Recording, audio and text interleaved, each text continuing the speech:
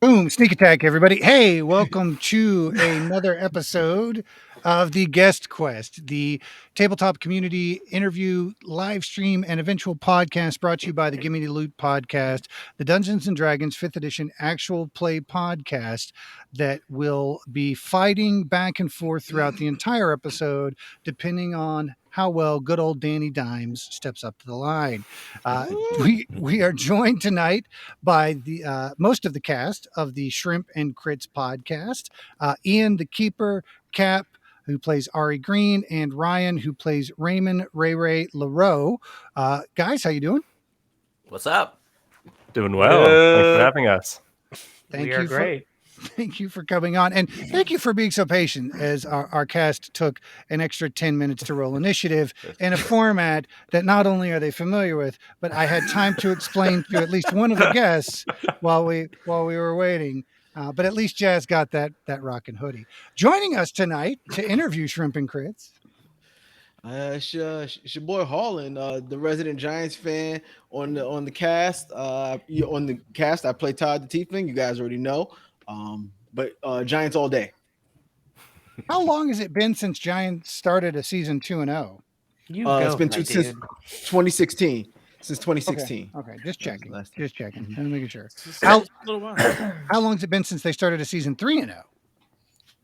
I think I read that was 2009. Wow. That was the last time we won a championship. How about the last time the Cowboys won one?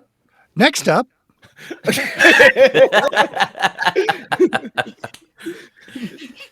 your boy Jazz. I play Fate on the Gimme the Loot podcast, and I'm one of the two cast members on this podcast that have taste. What? We know that's You have bad taste because you like the Giants. That's what he's saying. Yeah. We know. We can see the booze in the window behind you. We know exactly where that taste lies. Hey. I'm gonna earn my Uncle Nearest sponsorship at some point. All right. Yes. That's good stuff. That is a long. We got somebody who knows. Oh, I know Uncle Nearest. Yeah. A long way to go to recontextualize window liquor, and you're very, very close to it. Rounding out the cast tonight. I am Anthony, and I play Babatunde on the Gimme the Loot podcast. Unfortunately, Andrew couldn't be on tonight, and Jamie is on vacation, tweeting Instagram photos of him wearing a Mickey Mouse Stranger Things Hellfire Club t-shirt that I was confused by on a lot of different levels. So he left Chicago to go to hurricane-induced Florida. How appropriate for Hurricane our guest Ian, tonight. huh? Yeah. So, guys, thank you for joining us. So Shrimp and Crits is a Monster of the Week podcast, and I'm sure the guys will have something to say about that. So in your first season, you play Monster of the Week by Michael Sands. You tell a story that takes place in a small coastal town called Gullacucha.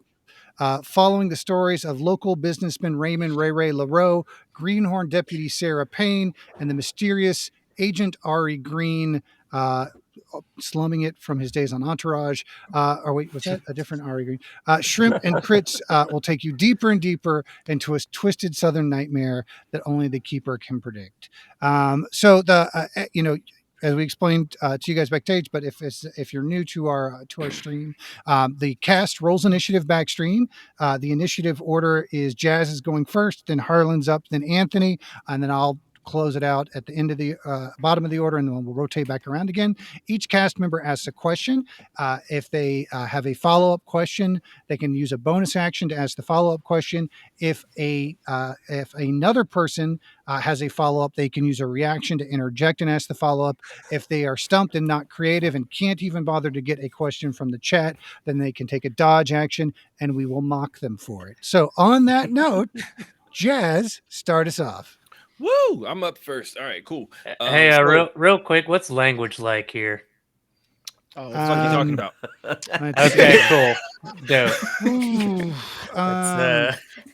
There's Just gotta make sure. There's an upcoming encounter with the Grundle on deck for the guys.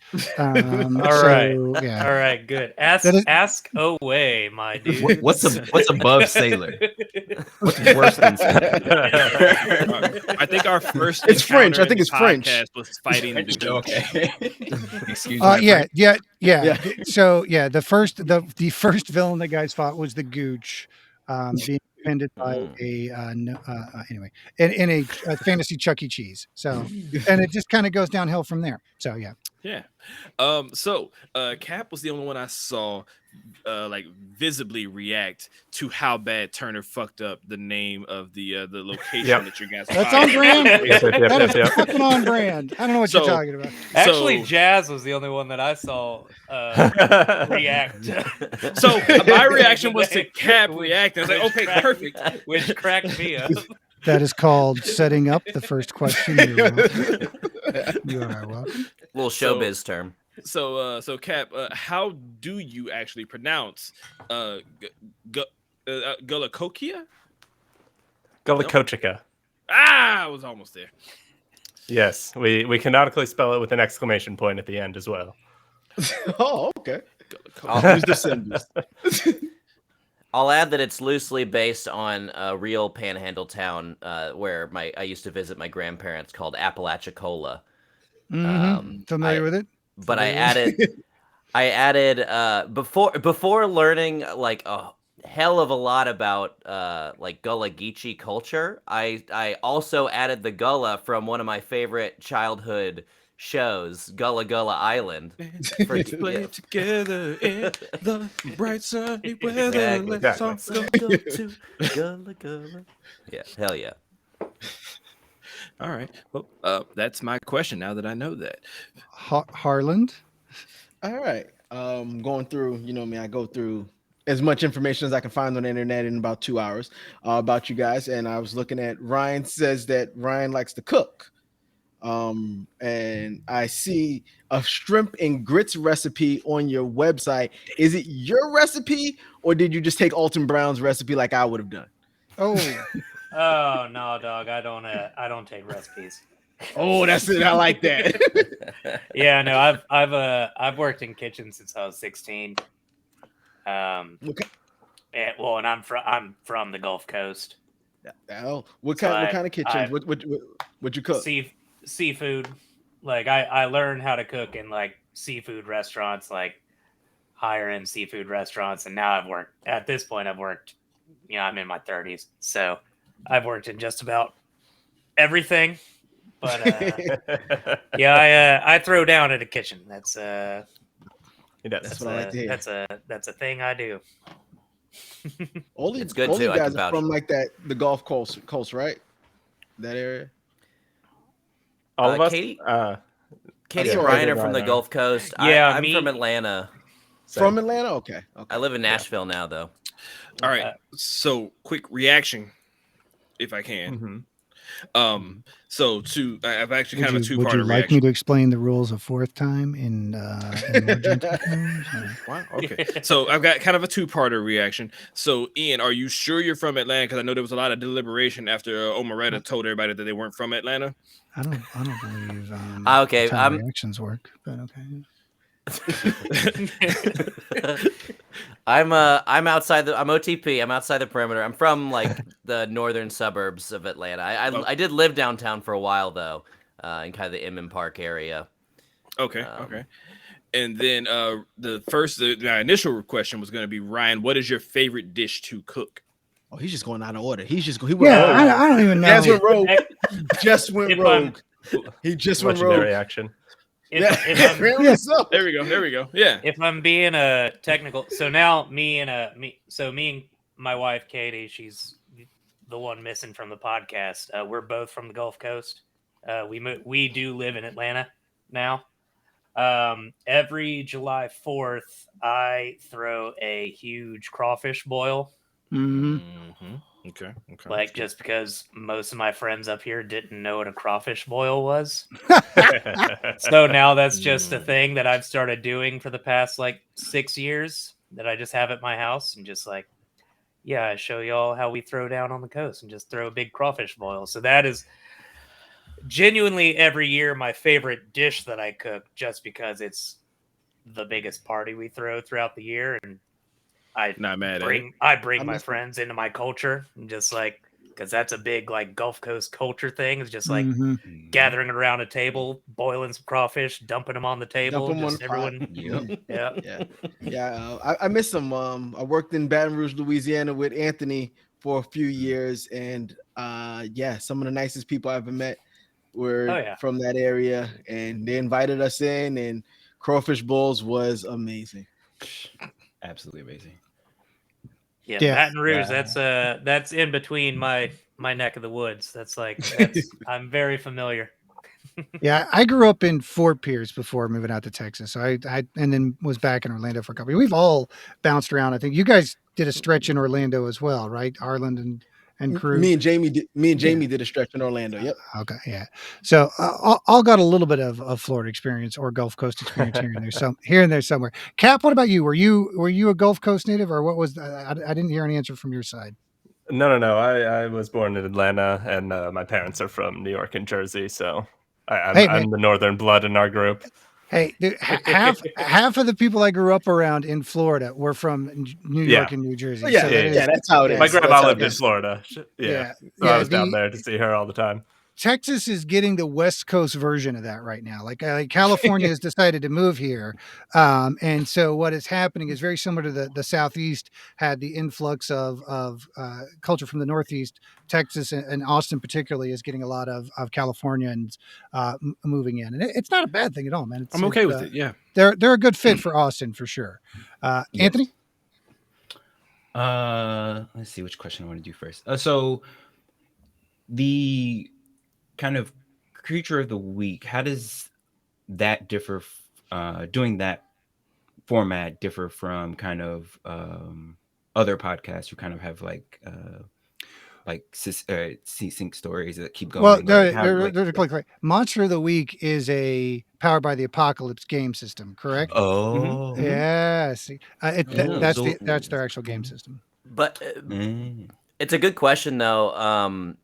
So one of the there's like Monster of the Week is a Powered by the Apocalypse game, the original game that spurred this game type was called Apocalypse World, which was a game about existing and surviving in the apocalypse.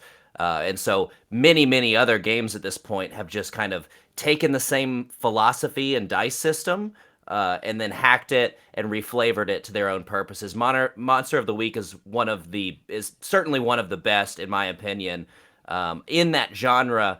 The strength of this system is that it's entirely narrative focused, and each game hones in on a specific focus, like a specific type of genre or what have you. And Monster of the Week really hones in on the Buffy the Vampire Slayer / Supernatural / X-Files type of storytelling.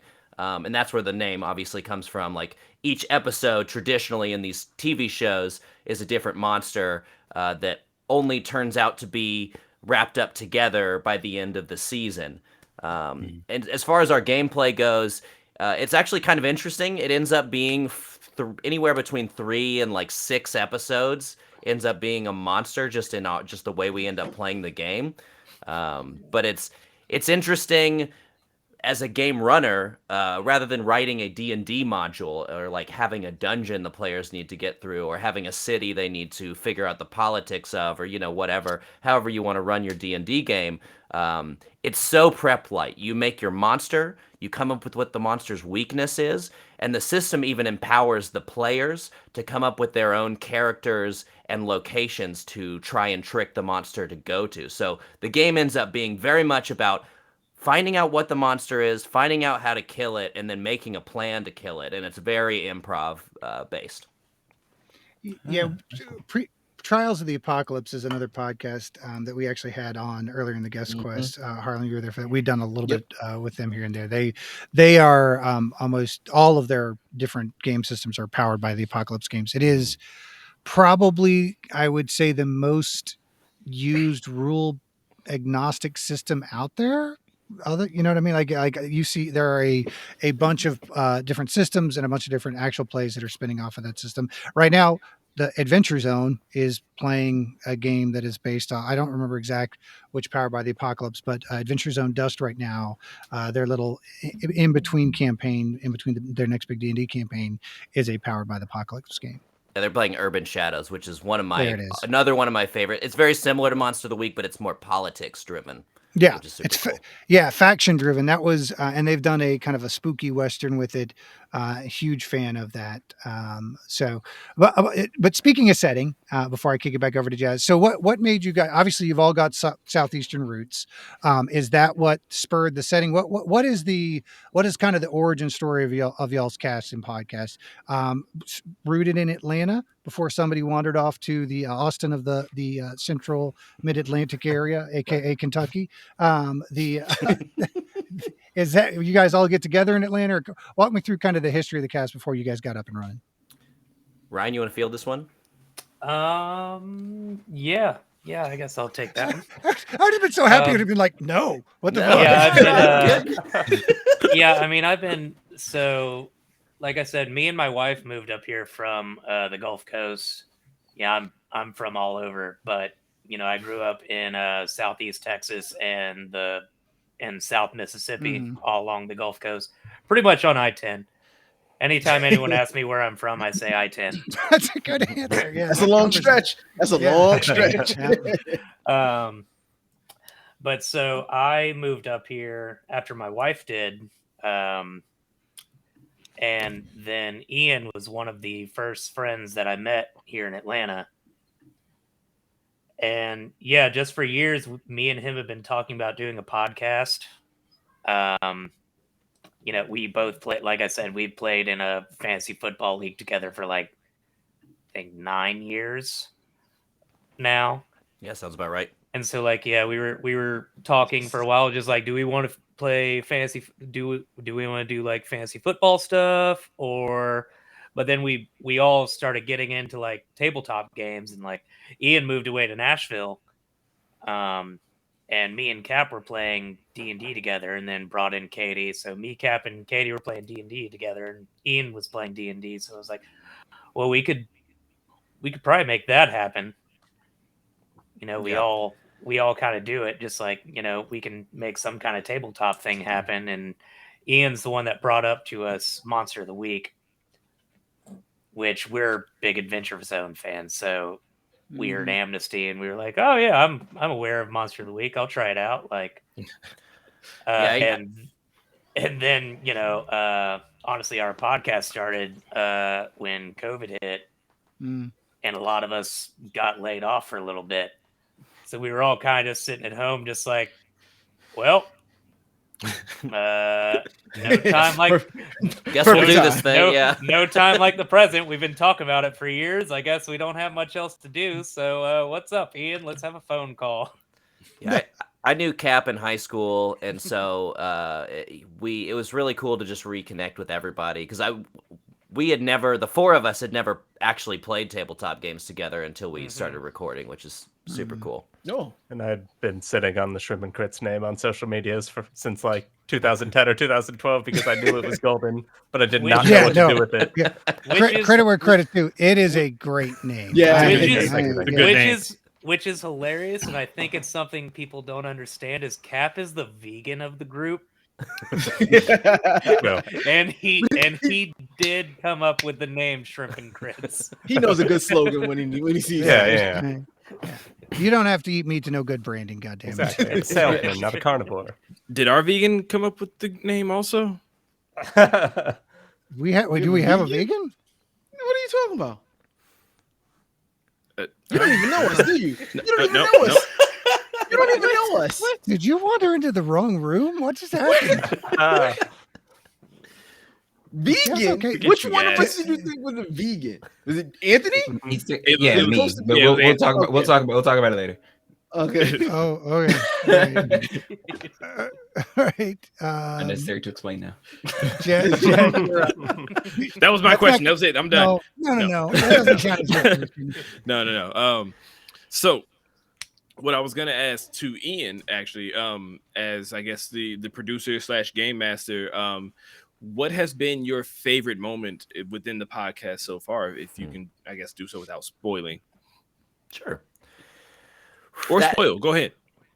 That's a tough one. We just released our 55th episode, so we've been doing it for we've been doing the same season for over 2 years now. So it's tough to not pick like one of the major reveals that I had been building towards for literal years. You know, as a GM, it's hard to beat moments like that. But man, I don't know. That's really we had a moment. This is a little bit of a spoiler, but I don't think it's that big. I won't tell you when in the season it was. We had a moment where one of our other players, took over as the GM in our canon campaign, and the way we edited it is I ended up doubling the first line of the new GM's intro line as myself, and then I cross-faded them into each other. So like to the listener, it was like a seamless transition, the new GM just kind of taking over. So that's gotta be up there for sure. But with so many moments, it's tough to pick like a number one. Later, Jazz will ask you to pick your favorite pet and/or child. So just be prepared for that. That's basically what he just had to ask the Dungeon Master to do. Oh, I've got it right here. Child. So just real quick to clarify, Ian, are you also the producer and the Dungeon Master, or just the Dungeon Master and somebody else does the production on the show? I do the editing, and then I do a lot of the music. Ryan helps me out there also. Cool. Are you guys? I've made 2 songs, but they're 2 of the best songs. They are. Cool. Harlan? Yeah, my questions are a lot not relevant. D&D related. They're relevant to the people, right? So Ian, I saw on Twitter, did you ever decide whether Cha Cha Slide was going to be the wedding song? Great question. Great question. I think after all my research and toiling and deep diving into the music video, the fantastic music video of the Cha Cha Slide, I walked out and my fiance had seen the push notification of me tweeting about it. And she was like, absolutely not. That's all she said to me. So I guess it's a no. Look, here we go. So let's spitball some things. So I was thinking, listen, if you're going to do that, you either got your choice, but old school electric slide or the wobble. We've canceled R. Kelly, so Step in the Name of Love is gone. So let's not even think about that. But I would check either the wobble or the electric slide. Hey man, my request was Pony by Genuine. I'm more of a Gangnam Style fan. That's myself. that's the one that gets me going. Listen, you're not gonna get yeah, exactly. You see Jazz doing it, you can't go wrong with that. Honestly, that is a party starter. Yeah, for sure. There's a room for every bad dance at every wedding. There is that is the wedding DJ staples. I'm sure they'll work it in even if we put it on the do not play list. Yeah. What? Anthony, you're up. All right. Because it's everywhere, all over your social medias, I have to ask, who is the Gator Man?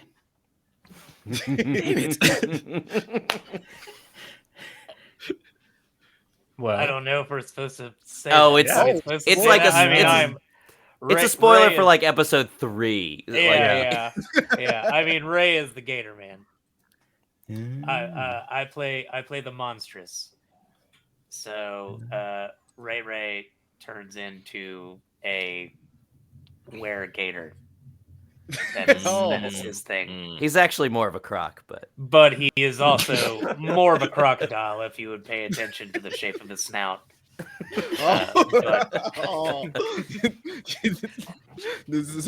Someone told you, someone hit you up and said, "That's not a gator. That is a Nile crocodile." No, that's very much a me thing. Ah. Oh. It's his catch. It's like his catchphrase. Everyone in Gullah knows him as the Gator Man, and it pisses Ray off because he's like, if you, That's funny. if you look at That is well, funny. because the character We don't look alike. the character runs a so the character runs a reptile retreat, so he actually runs basically a giant retreat full of gators and crocs, and he is a reptile expert. And, It's like if Tiger King could transform into a tiger. Wait, he can't? Wait, they told all that van art totally lied then. Those motherfuckers. But yeah, so his cryptozoology name throughout town is the Gullah Gator Man, and it bothers the hell out of him because he's just like, I'm more of a crocodile. It's just We have one cast member that also has lycanthropy, but it's where humanism. So he turns into a human in times of stress and in trouble. A slightly cooler human is the thing too. Is rough. So. Listen, listen. I'll hide it, Jez. The curse was the curse of lycanthropy was almost a blessing, really, but just on the simple fact of the reaction from the person who tried to screw me over with this curse to begin with. You was just supposed to get the bubble guts. That's what happens when you eat tainted flamingo meat. Everybody, watch out. We had a whole swamp season. Airboats were involved at some point, and dick themed monks. So it was a whole thing. Not a spoiler there, but the 4 skeins were revealed to be a bunch of killers. They were hired to kill Moyle Mossberg. What other assassins would you hire than the 4 skeins? It took so long for that joke to fucking pay off. It did. And then when it hit me, why did we miss it? So much so that I dumbed their names down to be like the Tainted, Tippy the Just, Glands Majora, and oh god, what was the other one? I'm totally blanking. Sahaft. Because the guys didn't get 4 skeins. I was like, I will never make a subtle dick joke ever again. Because the 4 skeins isn't that subtle, but you fuckers didn't get it. So Cap, your bio says your introduction to the world of kind of the TTRPG, choose your own adventure books, reading them over and over and see all the different outcomes. Did you really read them over and over, or were you dog-earing and flipping back? Now is the time that you can come clean. I specifically remember the Empire Strikes Back Star Wars Choose Your Own Adventure book, which I had, and pretty much every wrong turn you'd get killed by the Wampa. And I remember just reading it over and over again. I read every outcome that could be possible in that book. Did you ever read any of the the more solo TTRPG ones? I think they were like, what was it? Was it Lone Wolf? There were some that were a little bit more fantasy. Yeah, no, not even a more fantasy, but actually closer to like you rolled dice for them and shit. Oh no, that sounds amazing. I remember. I want to write one of those. Right? Yeah. I've heard it. I've seen Drist and shit, but. Jazz, ask your question while I do some Googling. Damn it, I wasn't done Googling my question. Hold on. Nope, that's not the way this works. You're up. All right. So, Ryan, reading your bio from the podcast site, says you were a huge fan of Saturday morning cartoons because of a lack of cable. And so I was just wondering, is Ray Ray at all influenced by Leatherhead from Teenage Mutant Ninja Turtles? Ray Ray is so incredibly influenced by Teenage Mutant Ninja Turtles in general. Just as a whole. Right. I see that. Okay. But he's also completely influenced by the 90s. I play Ray in a very I stress to them when we first started, just like, yeah, I turn into a monster, but kind of when I turn into him, I'm like, I'm still just kind of a dude. It's like I definitely don't play him in the stereotypical like monstrous way to where you turn and then you're just I've lost control. It's just like, yeah, no, man, this is just kind of something I do. Like I'm now really strong and also still want to play Nintendo 64. Yeah. a lot of the times I will introduce the threat to the very dangerous and prescient threat to the world, and they'll be trying to like destroy this monster, but Ray's like, oh, I gotta check on my buddy who works down the street at the gas station, like and it's simultaneously infuriating and also just fucking hysterical. I can't say no to it. I just don't like the. Yeah, I don't know. It's I'm like, it's lycanthropy and whatever, but it's like he's still just like, this is something he's known his entire life, and we live in like the modern day. So it's like, yeah, he doesn't like Ray doesn't eat raw meat. Well, he has on occasion, but that's unless he has to. Yeah, unless he has to. But he's still like, he turns gay. There's been a lot of moments where he like turns gator form, and people like assume he's going to like eat something. He's like, the hell are you talking about? I want like a cheeseburger. It's like I'm just kind of a guy, man. I just turn into this big thing. Cheeseburger and onion rings,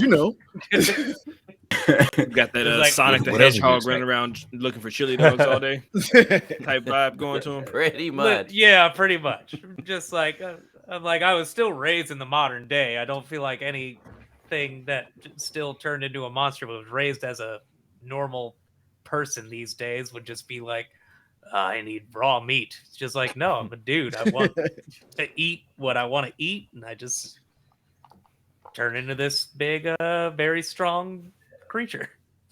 Noted. Nothing wrong with that.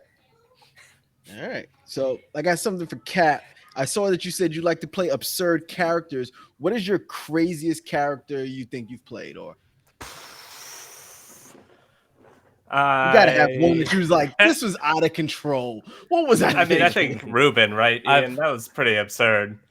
I played this raccoon in one of our one shots from New York, and he's a curmudgeon.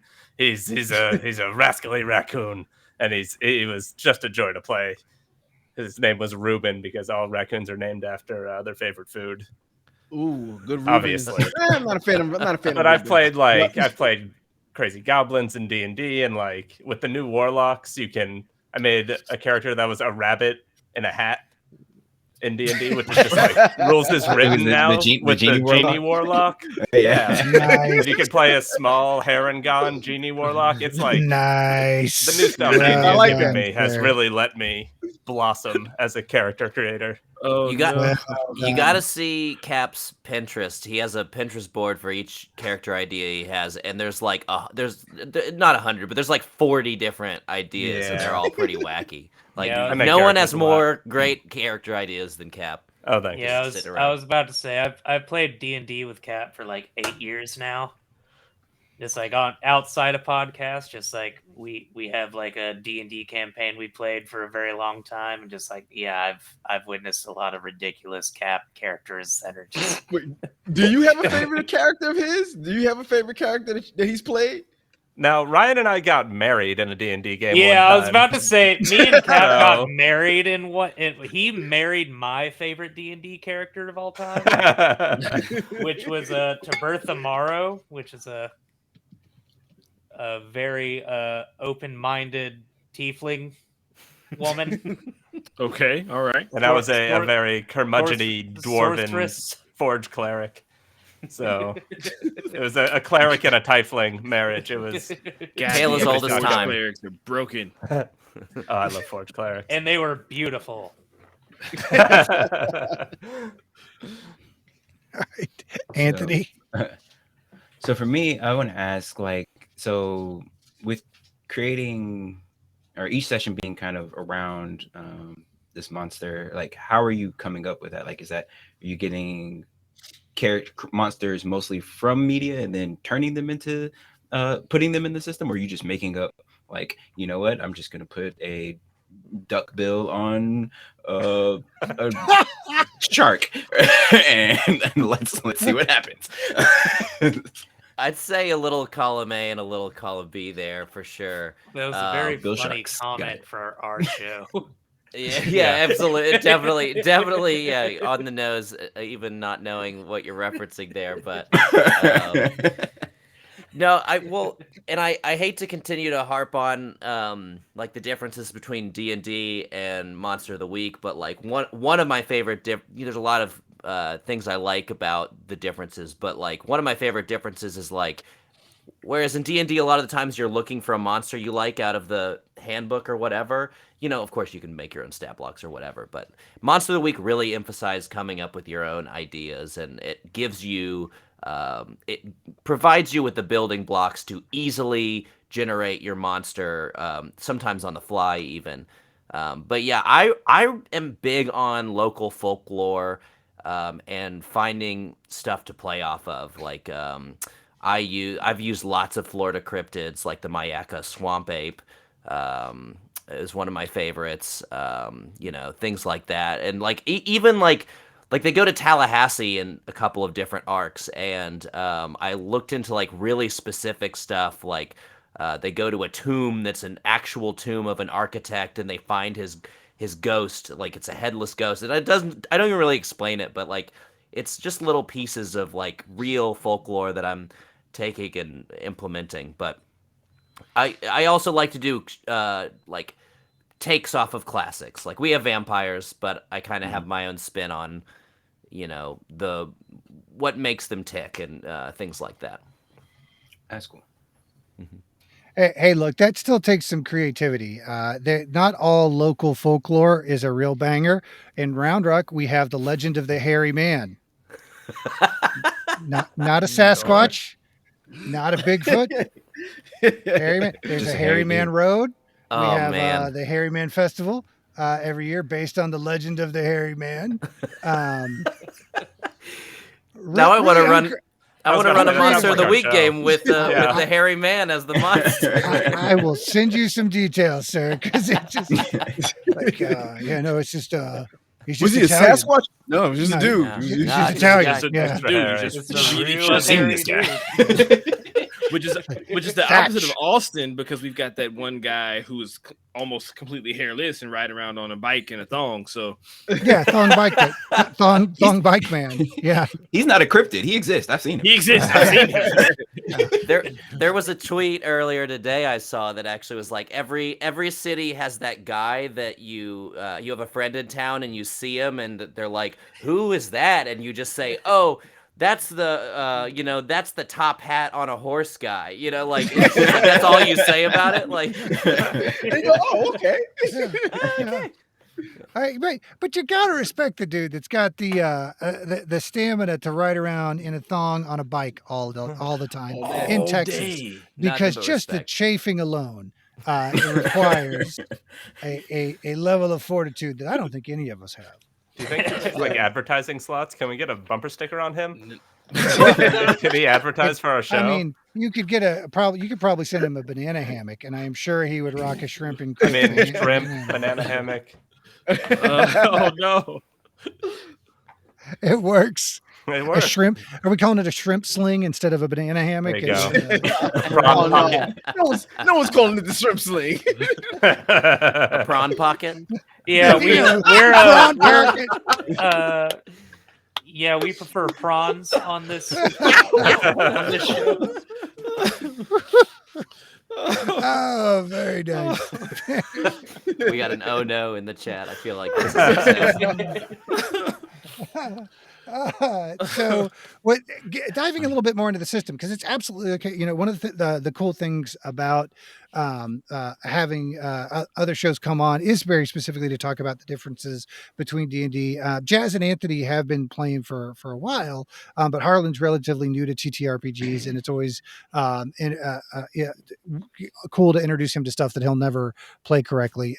So with the Powered by the Apocalypse, and I think you hinted this, but it tends to be a little bit more narrative driven, a little bit more RP and or improv heavy. Is that true with Monster of the Week? I've actually got I picked up Monster of the Week and the spin-off not the other source book for it, because there is Yeah, there we go. Tome of Mysteries.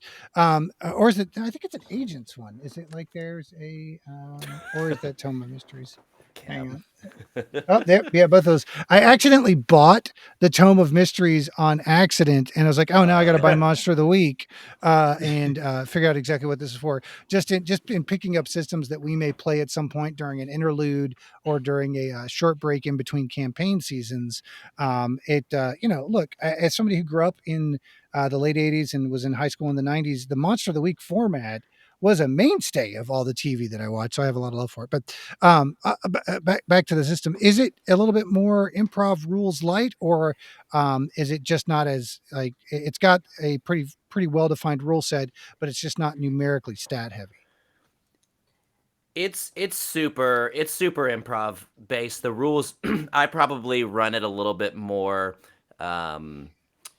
like I guess plot driven than a lot of purists would prefer, but the rule book states multiple times that like you should not be planning the course of events. You should plan your monster, plan a few locations. They call NPCs bystanders, which is funny. Like plan just a few things and then just be ready to improv pretty much everything else and let your players really dictate how things go, which I try to do, but we're also like trying to tell like a audio drama-esque story, so got to move things along sometimes. But that's the other thing that Monster of the Week gives keepers. That's what they call the GMs. They call us keepers. They give you what's called the countdown, and it's the 6 steps on the countdown are day, shadows, sunset, dusk, nightfall, midnight, and those are each events, and they're not literally those times of day. It's just right. Increasingly bad events, and true to the form of like, my favorite Monster of the Week show is Buffy the Vampire Slayer. The midnight on your countdown should be like the world fucking ends because your hunters didn't do enough about it. So it's like the first one might be like some dude dies, and the second one might be like, oh, it gets into the church and slaughters a bunch of people, and like they just get increasingly right. It's like it's the tool that gives the rules give the keeper to move things along. I think something important that differentiates it from D&D is that when you succeed on a roll, things happen, but when you fail on a roll, it pushes the story further. Yeah. In a much different way than D&D. Things happen when you fail. There's consequences every time, depending on what move you use. Shit goes down, shit goes bad. Things go to hell, often, it says, when you fail a roll. So it really helps the narrative progress forward, even if you fail, unlike in D&D, where if you miss your attack, you just have to wait till your next turn. This just really pushes the narrative, whether you fail or not. Well, and not even if you fail. It's like, because you have, so you use 2d6. It's a 2d6 base system. So under 7 is a failure.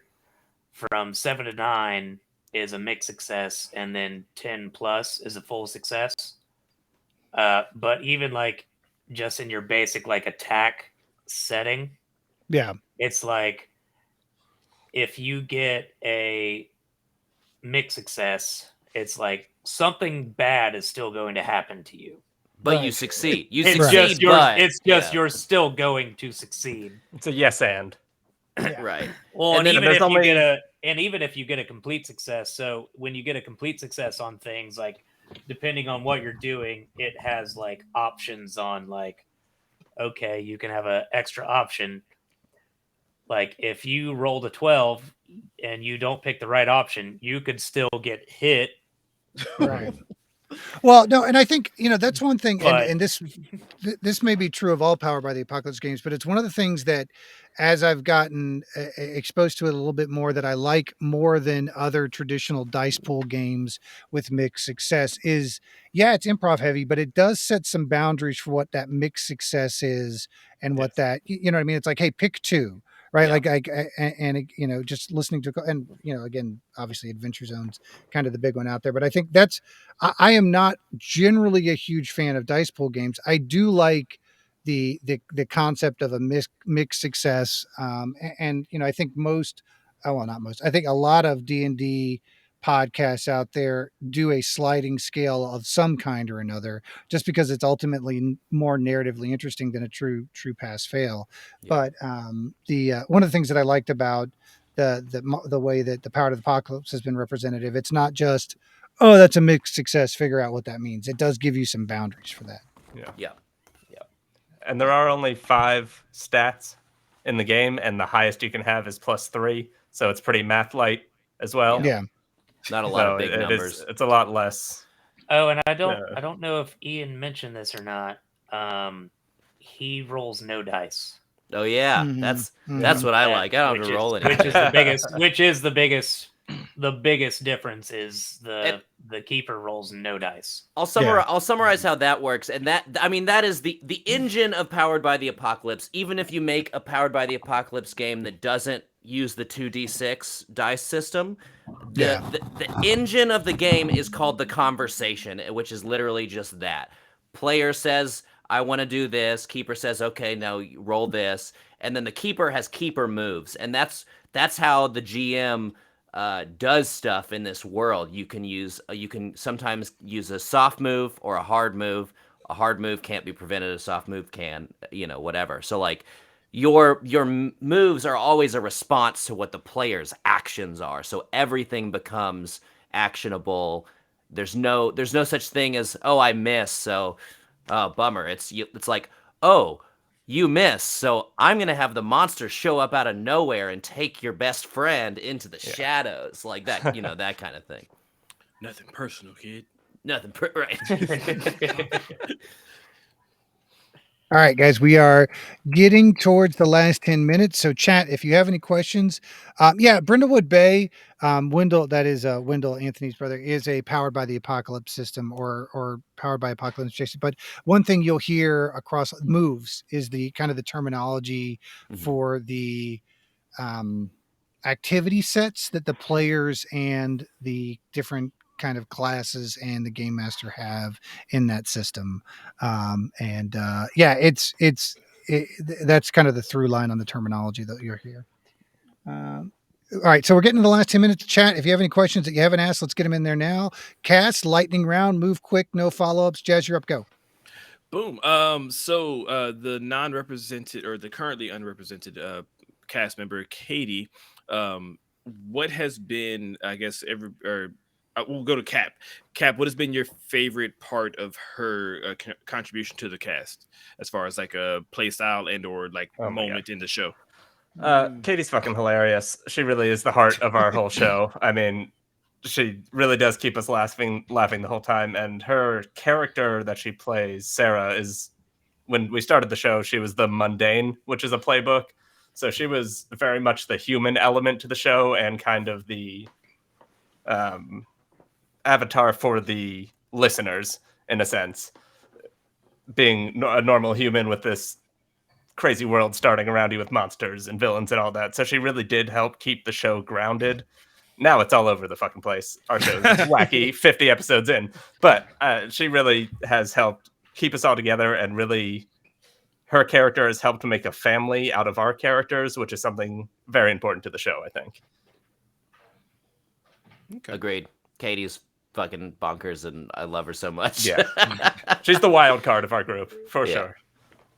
She's my wife, so I don't know. That is very specifically why I didn't ask.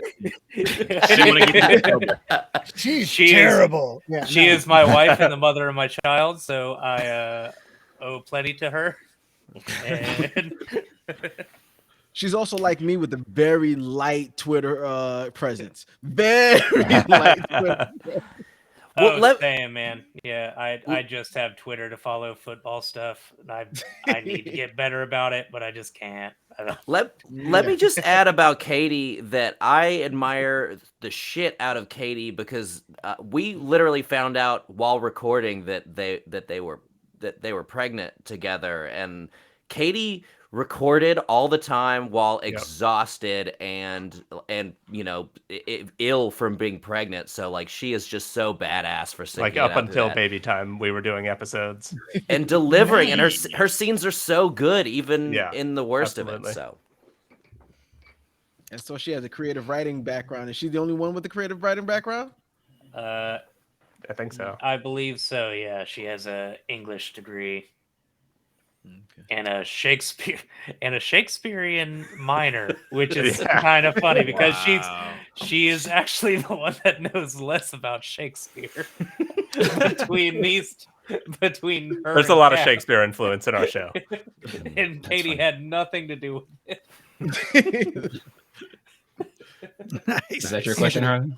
I guess that would be my question because there was like three. There was like three of them. Yeah, no. It was like okay. I was like, hey, I cyber stalked your last cast member. This is what I win them all. Yeah. Who does bro, that? that's my wife. There's lots of art on your Instagram. Who does your art? Oh, big shout really out to our great friend Davin Gerber. Like he's the best. We've begged him to take our money, and he calls it fan art. I'm like, I mean, you're basically our in-house artist. Yeah, it's not fan art. We have a partnership with you now at this point. Yeah, he's awesome. Well, and there's plenty of others that send in art as well. Yeah, we get a lot of fan art. But our dominant like artist is Cool brag, our buddy Yeah, Davin. it was a humble brag. It was very They just humble. love us so much. Fingers just go to the tablet. Yeah, way to let our patrons know that they're letting us down. No. No, it's okay. Shit. Lee, That's true. I know One, Lee, you're not one here, did one did make and send Jazz a spell book. So That's true. gorgeous. That's gorgeous. Holy Oh, that's shit. but really this No. thing is fucking insane. Very I cool. love it so much. Wow. Yeah, that's awesome. Yeah, that's huge fan art. That's physical. I love that. I'm afraid to write in it because I feel like I'm gonna put the wrong thing. But like when I finally decide what to put in there, I'm going to Yeah, that's sick. I was just stoked that someone sent us like a dang beanie. Oh yeah, I saw the picture of that. I thought that was hilarious. I was like, oh my god. Dang, Yeah. dang is Ray Ray's catchphrase, so I reluctantly gave the beanie to Ryan. my bald head misses it though. We have a hardcore knitter patron, and if That's you awesome. guys, I'm sure, oh god, her Twitter name now. I don't think she watches the streams, but she'll hear it on the podcast when this gets broadcast, probably in about a month or so. She changed it to. I'm gonna pull it up right now and give her the patron shout out on this one because this I have to read this every time I thank our patrons during the episode. Is cast on 96 K1 P1 for 24 rounds, K for 28 rounds, K6 K2 Tog, continue descending until end. BO. Now Eldrin has a knitting spell. Is her Twitter name, and I went, Jeez. God damn it! How many followers does she have? I'm so intrigued. This I'm is sorry, such not- an important question. not Twitter, Patreon. So Patreon. Okay. Yeah. I don't. I was about to say that but- seems like a real hard Twitter to find. No, she is actually.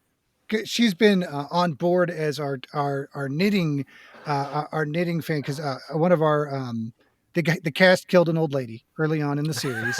Whoa. One person did. Yeah. Todd and Baba killed an old lady. Listen, I didn't hit it. broke no into her house, hit. murdered an I old was- woman, and stole her knitting needles. Not her house. Okay, she was in somebody else's house. And Todd and Baba killed her. Damn. she was imprisoned in somebody else's house. I guess that's Your Honor, I didn't even know that old woman.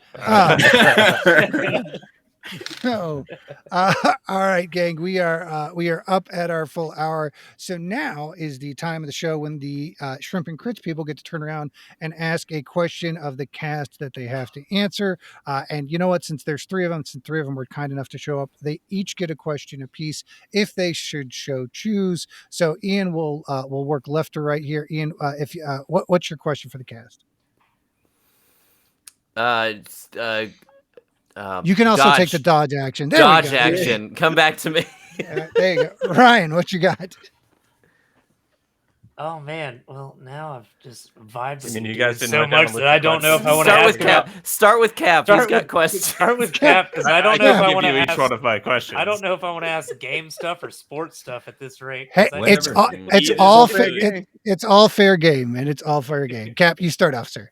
Okay. What is the meanest trap or puzzle that you've gone up against as players? I'm new.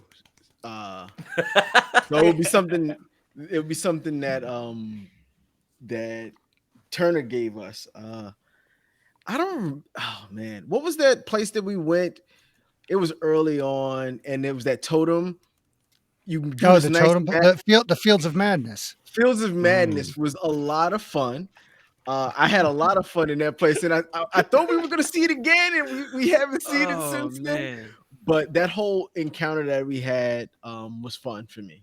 That's Yeah. I So don't know if it's you a go trap or back anything. to the April Fool's issue of Dragon magazine from the mid '90s, there is a bag of beans in there that has a Okay. single bean for every percentile dice.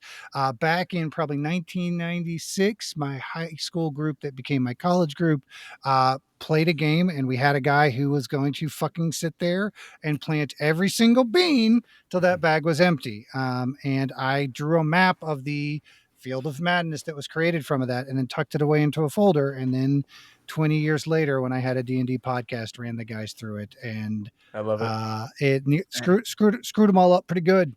Screwed them all up done good. I had fun. Jazz, Wait. if it what do you doesn't mean, involve a window, I'm deeply disappointed. that I don't think that was a trap. And yet you fell for it. So let's see. Having to climb the wall to get into Taliesin. So I forget where we are in the podcast at that point, but there's a city of heroes that you have to like. Gaining entry into the city is a test. And my character in the podcast is a wizard. And so, not known for their athletic prowess, we stopped and put together a whole convoluted plan on how we were going to get in. Actually, we put together several convoluted plans on how we were going to get in. Some of them were probably going to be easy. And yet, somehow or another, it all resorted into, hey, let's just climb up the fucking wall with a rope. And then, of course, my wizard fails. And then I multiple times and then fell almost to my death while listening to the rest of my party members debate whether or not they should cast a spell to save my life. You are underselling how terrible it is. There were 4 plans, each one of them that was abandoned as it was starting to succeed before the decision to make the rogue climb up the wall was reached, who then somebody followed him up there, and then peer pressure kicked in, and eventually the wizard was bullied into climbing up, started to fall, and then the argument was about a free charge of Featherfall, not a spell slot, a free charge It's a free of fucking Featherfall, and whether or not they should let Fate fall the 80 feet to do it. So his Jazz's answer is the rope and gym class. Anthony? So I've had this puzzle twice. Turner did it, and it was hilarious. My brother did it. It was very scary. Different vibes. It's the puzzle where there's essentially a button in the middle of a room, and I love it already.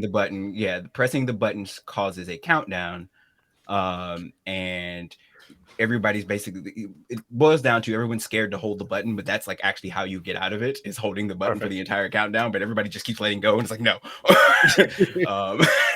And so that puzzle gets me every time. It's hilarious to just watch everybody panic, and it's like, no, should we hold the button? It's counting down. No, don't do that. And so hit it again. It's definitely how threateningly can I count to 10? The puzzle, yes. And it is a delight for every campaign. All right, back around. Ian, Ryan, you guys want to tap out, or you? I gave you time. What do you got? I got one. And we can maybe Ryan can end on the fun sports question. I had games questions, but I'll end on sports. That's fine. I can roll with whatever you. Whatever you want to do.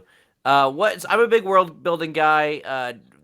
are you guys in a homebrew world for your show? And what's your favorite bit of like? What's your favorite? What do you think is like the most interesting, cool little tidbit about the world you play in? I don't know. I like the thing recently. I think it's in there. Is the One Piece thing out? Yeah. All right. Well, no, Yeah, it's not out, but it is. Everybody knows the next episode is you got fighting the characters from One Piece.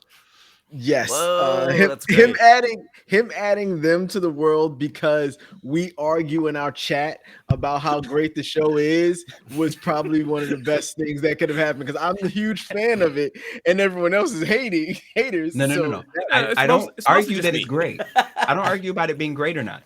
I argue I'm not watching it, regardless of whether it's great or not. The guy sailed into the Gozerian shores and were told to not think of anything lest it might show up and kill them.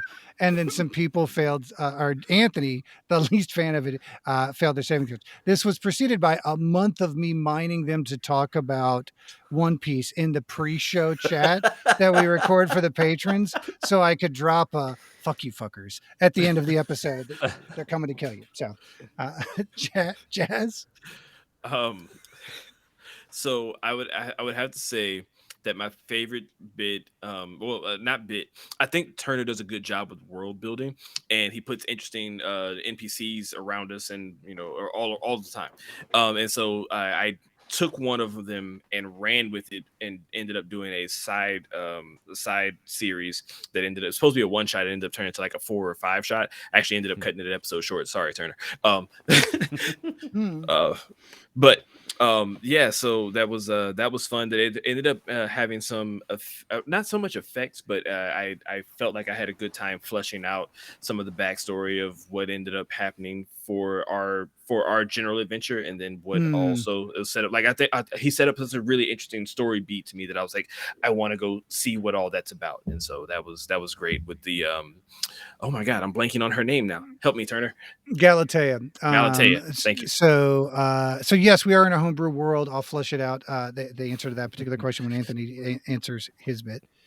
Okay, thanks. I was about to say, I think you're going to explain. Nope. I'm not going to do it. Okay. Yeah, no, you go. Yeah, one of my favorite things is that the world itself is based on America, or our world, and so like it's cool to like hear things that, and you're like trying to figure out like, where is that? So like Eldrin being from Dak, which is the Dakotas, right? Like, and just those type of tidbits, and trying to figure out like, okay, where's that place? Where is that on the map? Like, and trying to like having this real world analogous to what's going on in our world, and trying to figure out like how that correlates to where he pulled it from is really cool to me.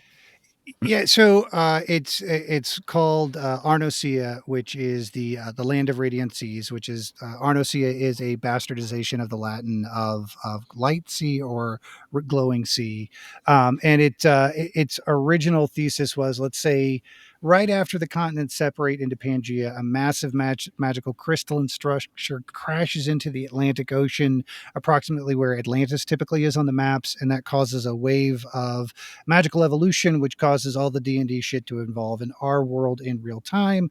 I did it for a couple of reasons. Number one, I suck at drawing maps, and it's sure as fuck easier to use a US map when I need to. Two, with a couple of newer players, it's easier to kind of nail the spatial relationships. Like, hey, you guys got to go fucking climb over the Misty Mountains. It's not that big, but from Chicago to Colorado, they've got a grasp for how far that they're going. You know what I mean? And so just being good at bastardizing real world names, and then being a fan of, if you say anything backward, it sounds like a fantasy name.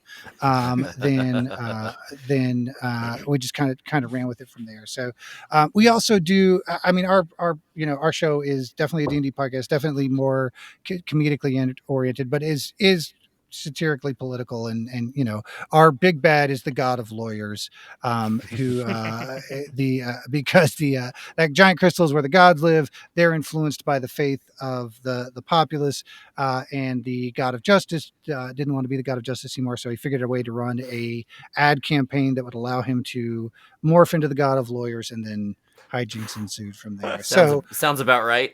Yeah. So, like I said, it's not super political, but it's a political show.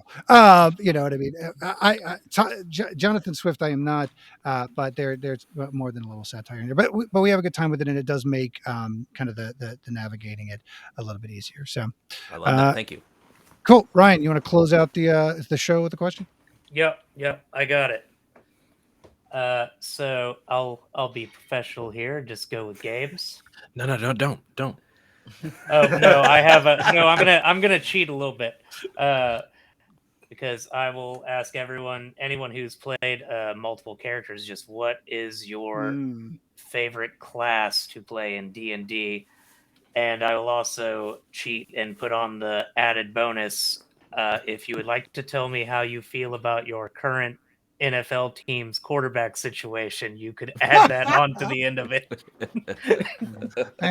I'll go first because I am very curious. I'll go first. I only play rogues in every game I play. All right, so we can just get that out the way. We can get that out the way. If it's a game and it involves backstabbing, killing, I was a rogue in World of Warcraft. I was a rogue here. I played the Hunter Destiny. That's just the game type I like. I like to get in there and get it and just get in and fight. I'm not too much of a tanker.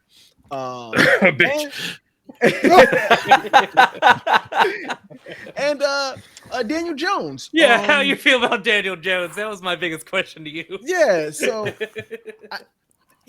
I like his talent. I think he's got talent, but I don't think he's smart.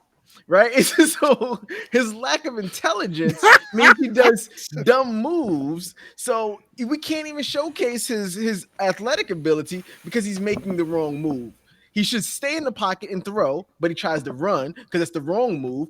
And then he can't slide because he doesn't know what decision to make. So he does this like half slide, half scramble, half dive, and he gets injured because he's not right. Is anybody else seeing a parallel between Daniel Jones and Todd? I feel there is a lot there. I won't hold this up too much, but I do feel like Daniel Jones is like if Matt Ryan was like, you know what, I'm not going to throw. I'm going to run this ball. But he's fast. I'm about to run this ball. As a Cowboys fan whose quarterback goes into stealth 2 or 3 episodes at the beginning of each season, Dak may not be a rogue, but he certainly disappears like one. Jazz, your question? Man, that hurt. I know. I'm a fan too. Damn it! I want to care about the team. Hey, bro. Before you start, I want to stress I'm a Mississippi State fan. So, you like that? And I hate the Cowboys. So the year that Dak got drafted, my heart just got crushed a little bit. I hate Dak now. That hurts.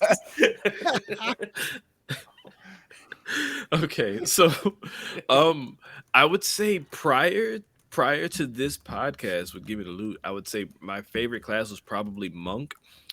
But honestly, I think I'm coming around on Wizard, which is nuts to me. I don't know, something about the versatility and the damage output. I don't know. It's just fun. Although the fearing for my life at every moment is not cool. Because didn't I get one shot by you, Harlan? In the you did. You did. Yeah. So, you took one. We started to fight. Unfortunately, I got stuck starting the fight off standing right next to him, and just proceeded to lost die. initiative. That was it. That was it. It was game over right there. So but that also like keeps me constantly invested because my character is always on the brink of death. There's no I don't have that cushion of I can take a couple hits. No, that first hit will probably kill me. So I'm always high adrenaline and fearing for my life. That's fun. Anthony, you want to close us out?